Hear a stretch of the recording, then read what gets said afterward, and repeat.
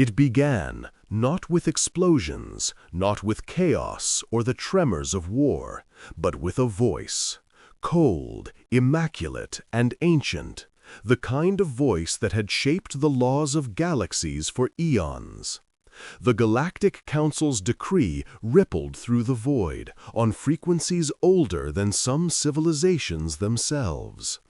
From the shining citadels of the core to the mining outposts clinging to asteroid belts, every communicator buzzed alive with the same final message.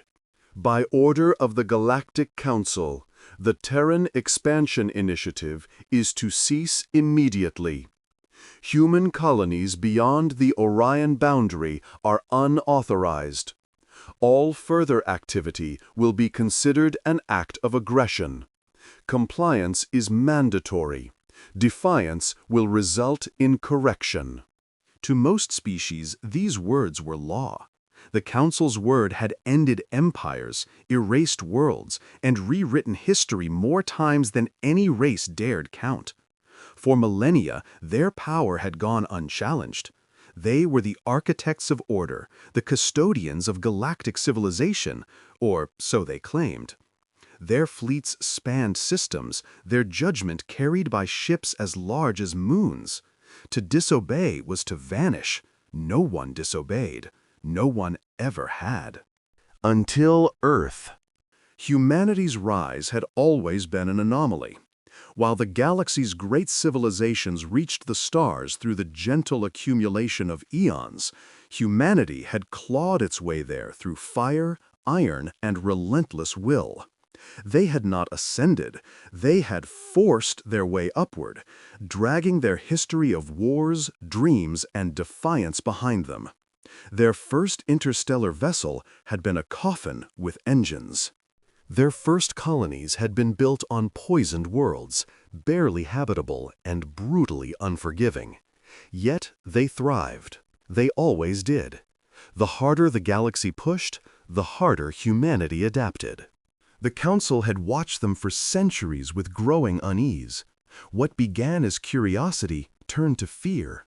Humans were expanding faster than any known species, settling worlds others deemed worthless. They turned dust into homes, moons into foundries, and radiation belts into defense grids. And worst of all, they were unpredictable. They negotiated when they had to, but when threatened, they did not kneel. They calculated, waited, and when the time was right, they struck. When humanity crossed the Orion boundary, it was the final insult. Those territories were sacred to the Council, neutral space, governed by a balance that had lasted since the dawn of the galactic order. To the Council, it was an encroachment. To humanity, it was survival. Their population had grown too vast, their need for resources too great. They could no longer fit within the neat borders others had drawn. So they went farther, as they always did. The Council's warning was not their first. For decades, emissaries had been sent to Earth. Silver-robed envoys spoke of peace, treaties, and sanctions. But humanity's leaders had grown tired of being lectured by species that had never known hardship, never fought extinction. The final envoy, an Aethari High Lord named Solon Ka, was said to have stood before the Terran Senate, his crystalline voice filling the chamber with icy contempt. "You are reckless children," he declared. "You play with the tools of gods, but you have not earned them. Withdraw beyond Orion, or we will remind you what power truly is." The chamber had fallen silent.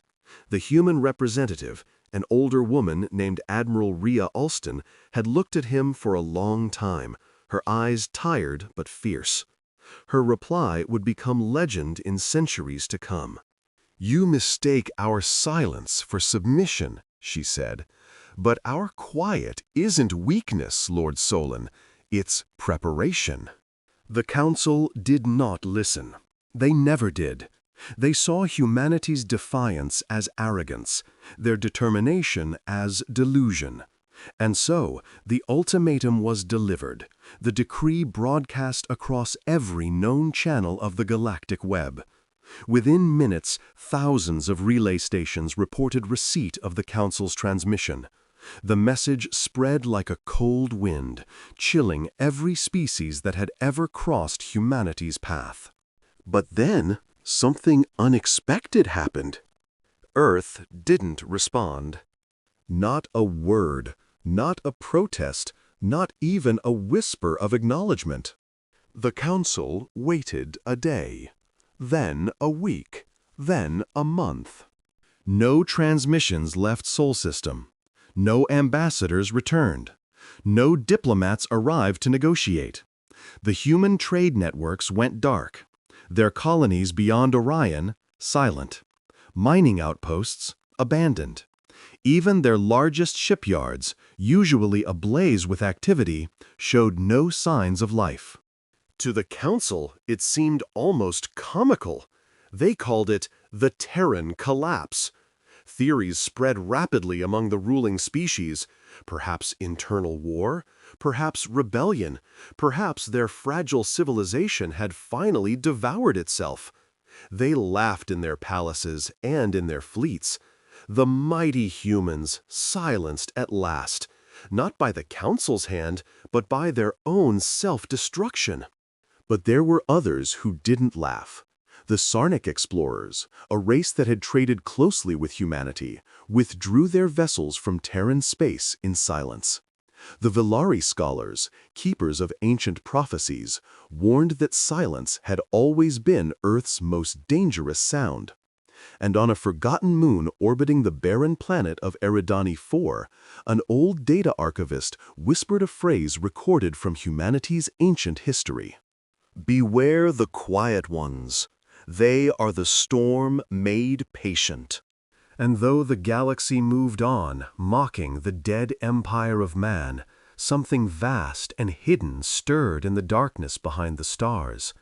Beneath the lunar crust, in forgotten bases powered by reactors older than any Council world, systems flickered online one by one. Deep within those bunkers, coded transmissions began pulsing through encrypted channels, carrying one simple command to the scattered remnants of humanity across the stars. "Protocol Aegis, stand by." The Council thought the silence meant surrender, but silence for humanity had always been the calm before fire. Weeks became months. The silence deepened. The Galactic Council, once so assured of its dominion, began to grow uneasy. Their fleets, grand and terrible, patrolled the edges of Terran space, but found nothing. No ships, no signals, not even debris. Entire human colonies, once glowing hubs of trade and industry, now drifted like ghost worlds. Power grids cold, orbital platforms offline, cities abandoned. It was as if humanity had simply vanished. But vanishing was not in their nature. Among the outer systems, rumors began to circulate. Freighters claimed to have seen strange lights near the void between the Orion Spur and the Perseus Arm. Flashes of blue and silver that did not match any known drive signature. A mining vessel reported losing contact for 7 minutes as its sensors were blinded by what it described as a silent flare. When the ship's systems returned, its logs were corrupted, its crew disoriented, and its coordinates shifted thousands of kilometers from where they had been. The Council dismissed it as error, yet whispers grew. There was talk of ghost fleets, ships that moved without transponders, invisible to scanners. Shadows that passed through asteroid fields without triggering a single alarm. And wherever these whispers arose, strange things followed. Council patrols disappearing without distress calls. Communication satellites fried from within. Sensor arrays feeding impossible readings into their networks. Still, the Council refused to believe humanity had anything to do with it. How could they? The Terrans had gone dark. Their world sealed off even from their allies. To the galaxy, they were gone. On the Council's capital world of Aetheron, the great chamber stood beneath a dome of shifting starlight. Representatives of 1,000 species sat in concentric rings, their voices rising in frustrated chaos.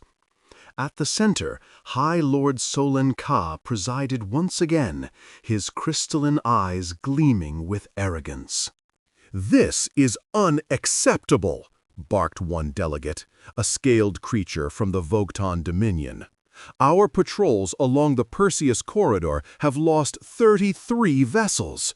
33! This is no coincidence." "You think humans are behind this?" sneered Solon Ka, his tone dripping disdain. "They lack the means. They barely have the technology to challenge our outposts, let alone cripple our fleets." A deep, resonant voice echoed from the outer ring. "And yet your ships are gone, High Lord." It was the Velari envoy, draped in the shimmering robes of her order. "Perhaps you should consider that humans do not fight as we do. They do not march in formation or announce their intentions. They wait, they prepare, and when they strike, it is not with noise, but with precision." Solon Ka's crystalline form pulsed with irritation. "Superstition," he said sharply. "The Terrans are a primitive species whose time has ended. Their silence is not cunning, it is extinction." But the council chamber fell into uneasy quiet. Even among the most arrogant of species, there was discomfort in the High Lord's words. For deep down, beneath the layers of pride and denial, they all remembered what humanity had done before. The wars of the Rim, the siege of Titan, the day they had turned a collapsing star into a weapon. Humanity's ingenuity had always defied comprehension. Still, the Council did what they always did when confronted with uncertainty. They sent scouts. Fleets of them. Armadas of drones and reconnaissance vessels swept through former Terran territories, scanning every rock, every orbit, every lingering trail of ionized gas. And for a time, it seemed they were right. There was nothing left. Until they found Kepler Station. It was discovered adrift near the border of the Centauri Expanse, a derelict human research platform. No life signs, no power. But when a recovery team boarded it, they found something strange. The walls were covered in deep scorch marks, as though melted by intense heat, but not from the outside, from within. Consoles had been stripped, cores removed, data drives wiped clean. In one chamber, carved into the blackened steel, were words written in English, faintly glowing with residual thermal energy. "We hear you." The team didn't report back.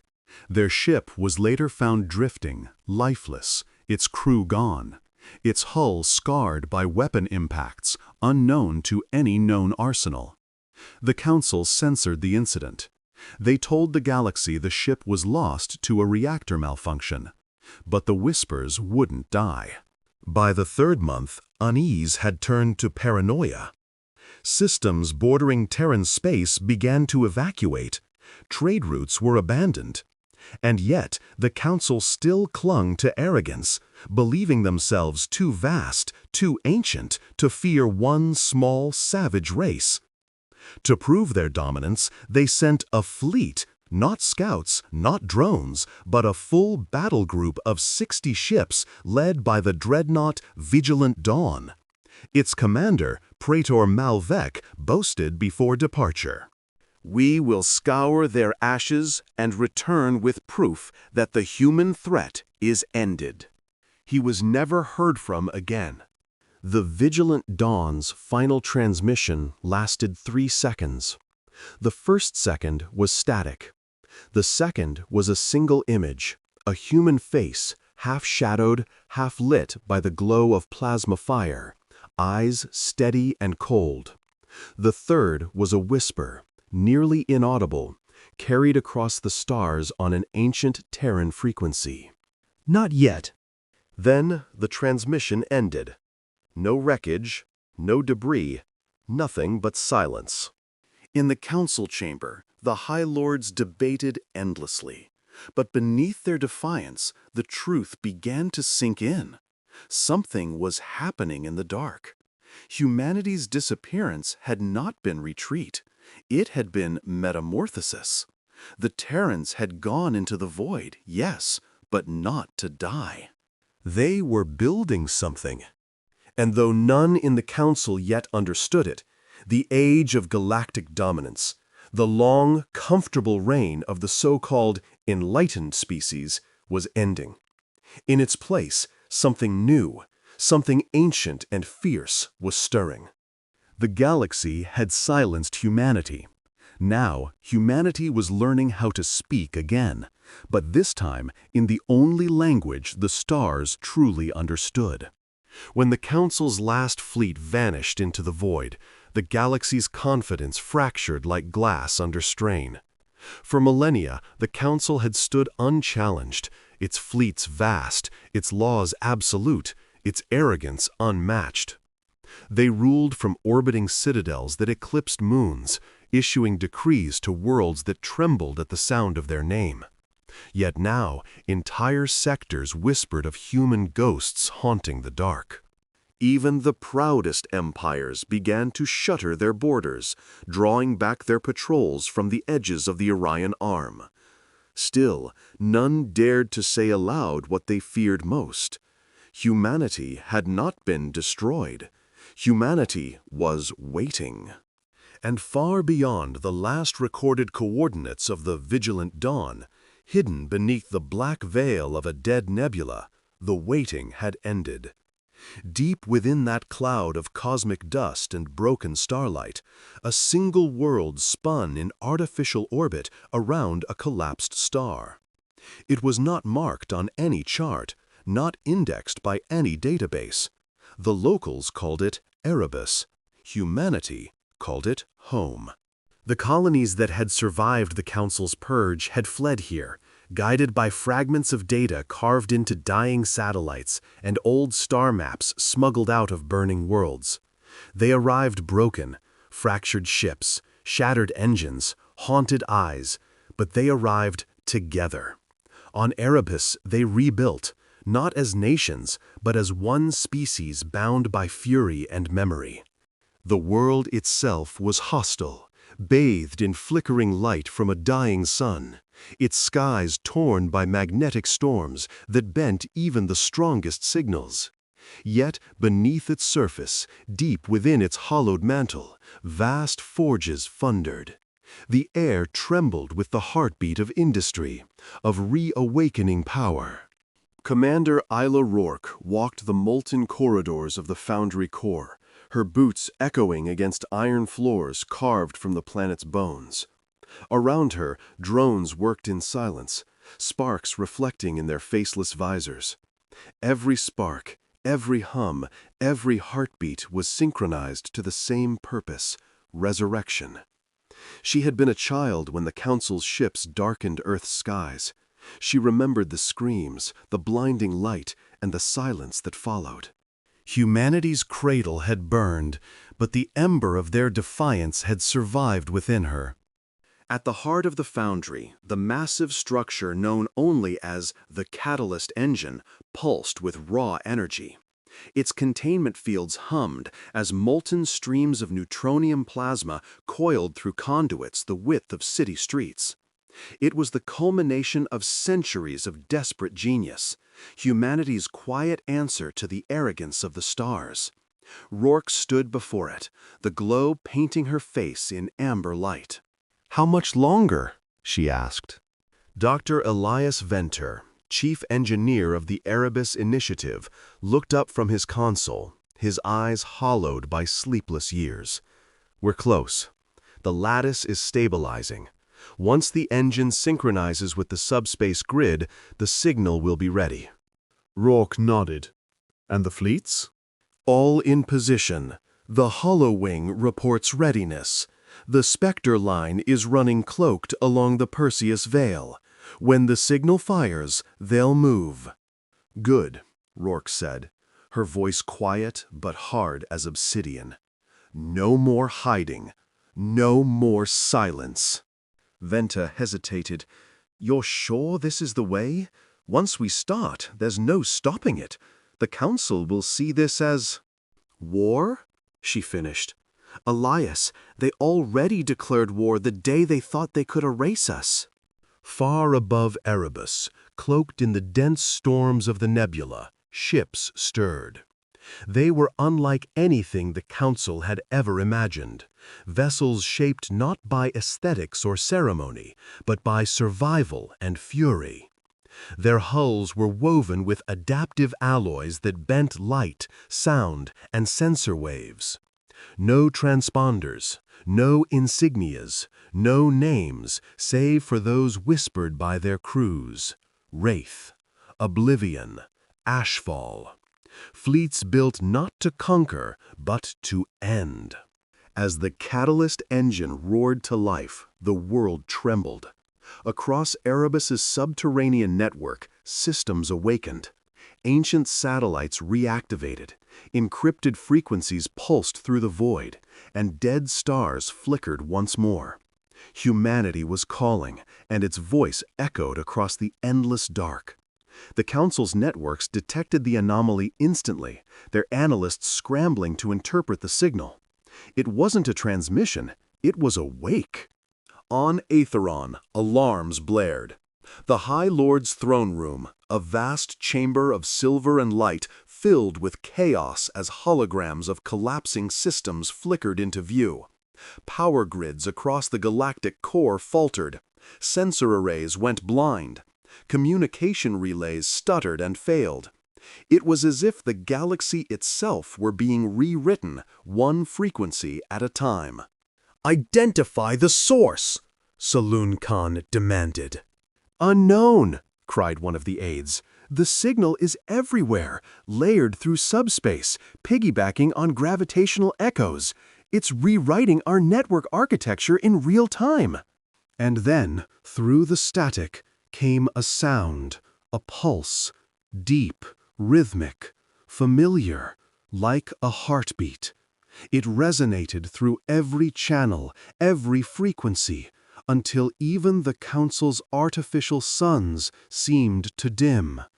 Solon Ka stared at the display, his crystalline form flickering with unease. "What is that?" A technician turned, pale and shaking. "It's human, my lord." The pulse grew stronger, synchronized with the flicker of dying stars. Then, through the distortion, came a voice. Cold, measured, human. "This is Commander Isla Rourke of the Terran Remnant. You sought to silence us. You burned our world.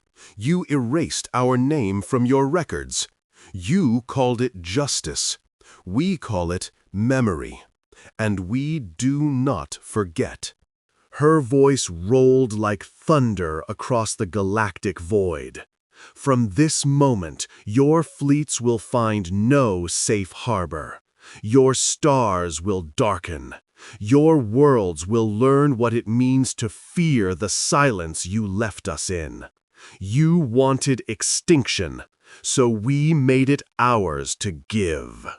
Then the transmission ended. Moments later, Council systems began to collapse. Fleets blinked off scanners.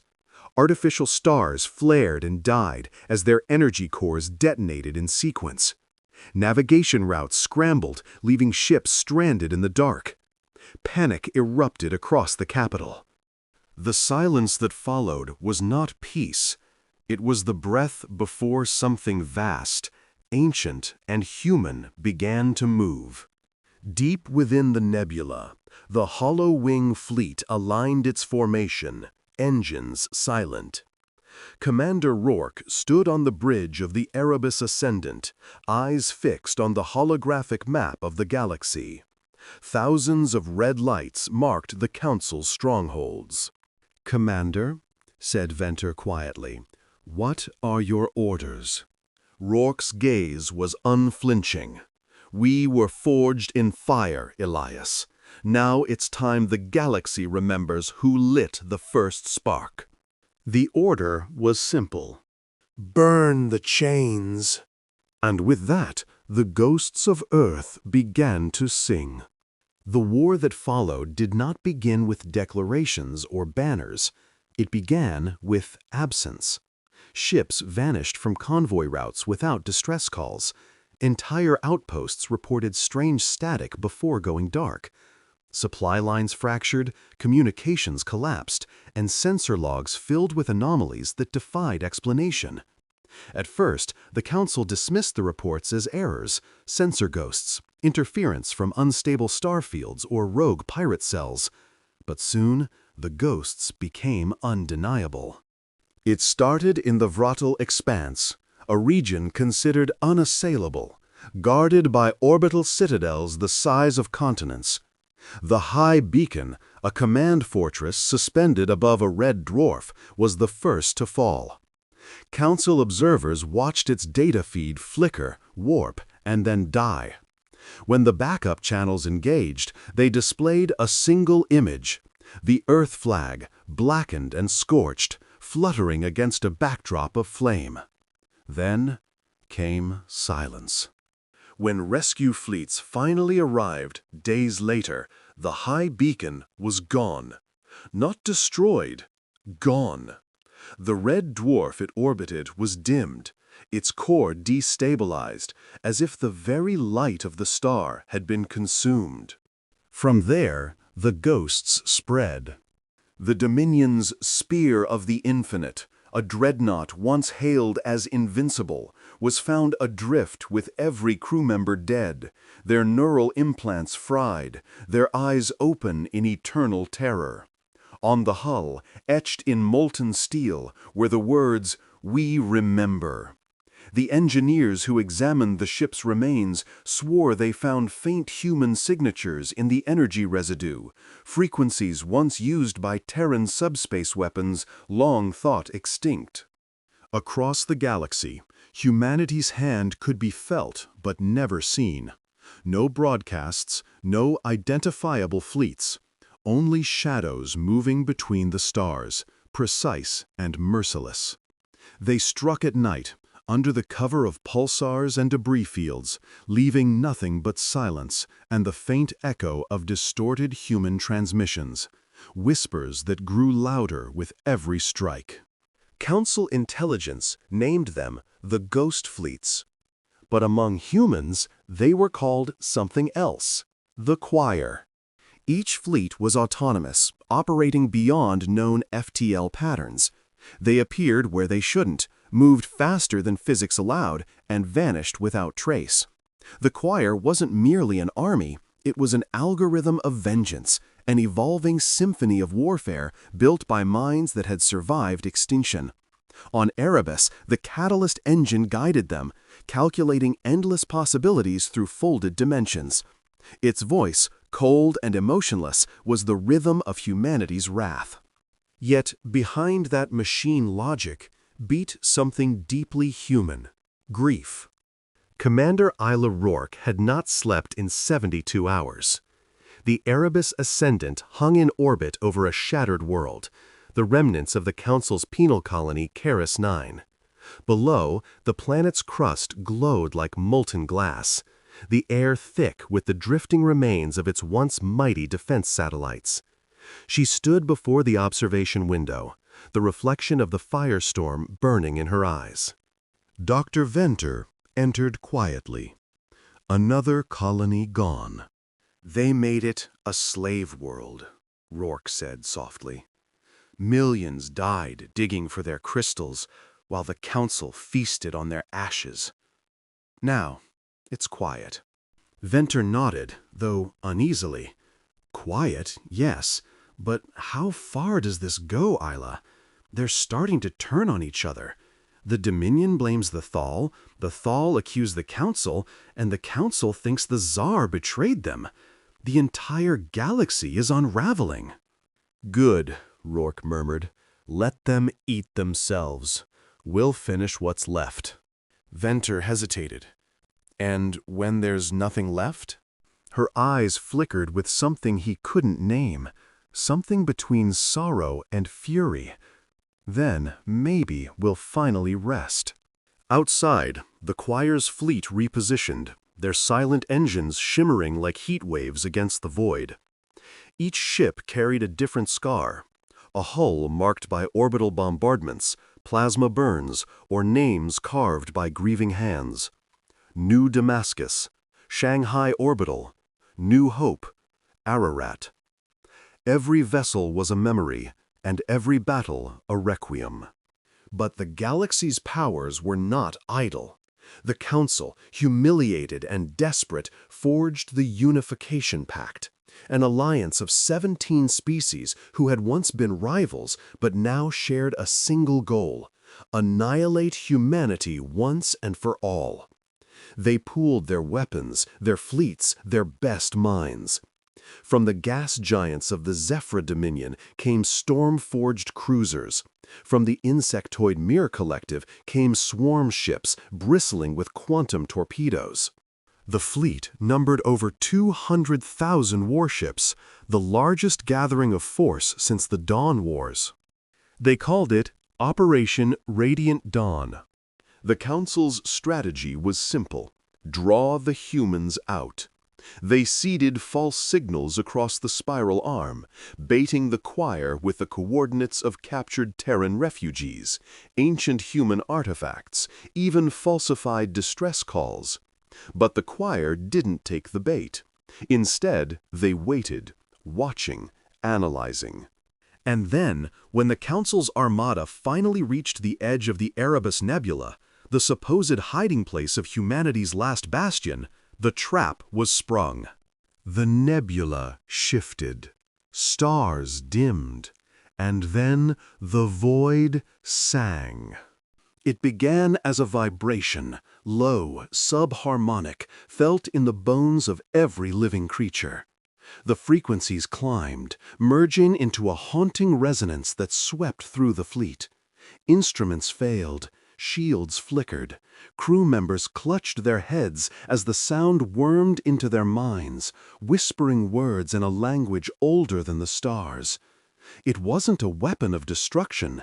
It was a weapon of memory. Every soldier, every captain, every admiral in the fleet suddenly remembered. Visions of Earth's burning, of cities collapsing, of a planet screaming under bombardment. They saw the human children dragged into the flames, the cries of mercy unanswered.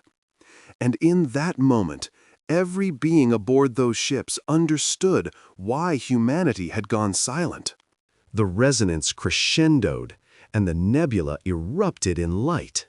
From its heart emerged the Choir Prime, the largest human warship ever constructed. Its hull shimmered with a lattice of adaptive alloys, its structure constantly shifting between matter and energy. It wasn't flying, it was phasing through the fabric of space itself. Flanking it were the spectral wings of the choir fleets, each ship cloaked in a halo of bending light. The Council fleet opened fire, their combined barrage blotting out the stars. But the choir didn't return fire immediately. Instead, the Choir Prime broadcasted a signal, one word carried across every channel. Remember. The human fleets answered. What followed was not a battle. It was annihilation. Humanity's weapons didn't rely on brute force. They rewrote reality. Quantum torpedoes split into thousands of dimensional echoes, each striking the same target from different timelines. Council dreadnoughts imploded, their hulls folding inward as if consumed by invisible jaws. The choir's ships moved in perfect harmony, each maneuver predicted and countered by the catalyst engine. It was an orchestra of war, each note a death sentence, each beat a world undone. From the bridge of the Erebus Ascendant, Rourke watched as the council fleet burned. "They thought we'd beg," she whispered. "They thought silence meant defeat." The stars flared, one by one, before vanishing into the dark. "Now," she said, her voice trembling with controlled fury, "they'll learn what silence truly means." The ghosts of humanity had stopped running. The fire had come. When the fire finally dimmed, the galaxy lay wounded and trembling. The vast armadas that once blotted out suns were reduced to drifting husks, silent monuments to arrogance. Wreckage orbited dead worlds like rings of ash. The nebula where the council fleet made its final stand no longer glowed. It breathed, pulsing faintly with residual energy, a spectral wound in space-time. In that eerie stillness, humanity did not celebrate. They did not broadcast victory. They did not rebuild. They simply stopped. For the first time in recorded history, every communication channel in the known galaxy went quiet. The few surviving council remnants, broken governments, scattered fleets, waited in dread for the next strike that never came. Months passed, then years. Humanity had vanished again, retreating to the cold edges of existence. The silence stretched so long that even the bravest began to hope. Perhaps the ghosts had finally exhausted their vengeance. Perhaps peace would return. But peace was not what humanity left behind. On the edge of the Perseus expanse, the ruins of a Dominion relay station came back online unexpectedly. It transmitted only a single data packet, corrupted, distorted, looping endlessly. Within it, a voice could barely be made out, ancient and human, repeating 3 words: "Do not follow." At first, no one understood. Then the Council's surviving analysts noticed something strange. Star systems once home to human colonies, dead, burned, or abandoned, were disappearing.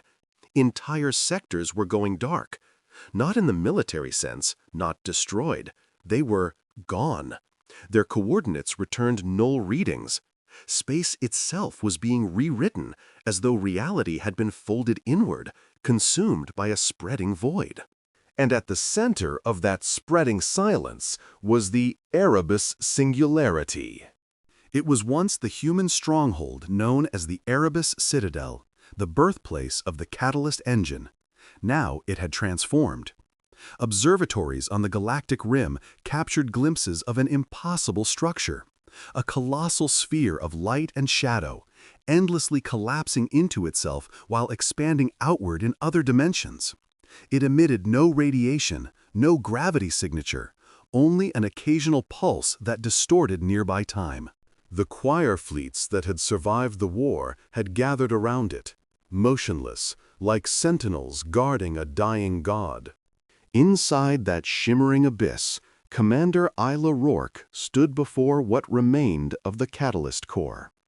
It no longer hummed with life. Instead, it pulsed faintly like a heartbeat, each rhythm slower than the last. The chamber was quiet, except for the sound of her boots echoing on the scorched metal floor. Dr. Venter entered, aged beyond his years, his uniform tattered. "It's dying," he said softly. Rourke nodded. "It's not dying, it's changing." "The core's collapsing. The energy signatures, it's pulling itself into another layer of space. If it goes, it'll take us with it." She ran her hand along the dark console. The once brilliant surface now shimmered faintly, almost liquid. Maybe that's the point. Venter stared at her. "We've won, Isla. The Council's gone. The Dominion's broken. Every world that ever raised a hand against us is ash. What's left to prove?" Rourke's expression was unreadable. Victory isn't what this was about. It was about making sure no one ever forgets. She looked up, her gaze meeting the faint shimmer of starlight filtering through the ruined observation dome. "Do you think they'll ever come back for us?" Venter hesitated. "Maybe, but if they do, they'll find nothing left to conquer." Outside, the Erebus singularity pulsed again, brighter this time. Across the void, the choir's ships began to move, drifting slowly toward the collapsing core. They weren't retreating, they were ascending. Each ship's hull shimmered, dissolving into pure energy, merging with the sphere. One by one, the vessels vanished until only the Choir Prime remained. Rourke turned to Venter. "It's time." He stepped back, his eyes wide. "You mean to—" "Yes," she interrupted. "The choir was never meant to survive this galaxy. We're not building an empire, we're ending a cycle." "But you'll die," he whispered. She smiled faintly. "Maybe, or maybe we'll become something else." She walked to the command dais and placed her hand on the control node. The lights flared. The ship trembled as systems awakened for the final time. Across what was left of the human network, a signal rippled outward. One final message, broadcast across every frequency, every spectrum of light, every form of energy that life could comprehend. The voice was unmistakably human, calm, measured, final. "We have seen the truth of your unity. It was built on fear. We have seen your peace. It was forged in our blood. So we will go where you cannot follow, beyond the light, beyond the silence.